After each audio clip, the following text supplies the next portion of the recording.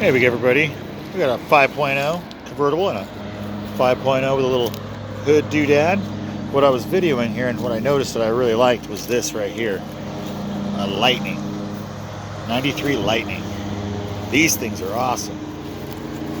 If anybody knows about how these were back in the day, these are super fast, really cool, collectible, just a cool truck.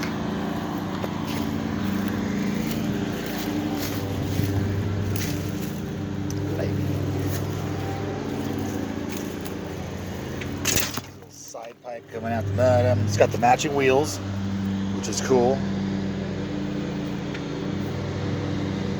Definitely a cool truck for a junkyard. We haven't even made it in the front doors, this old place. We'll see what else they got going on here soon.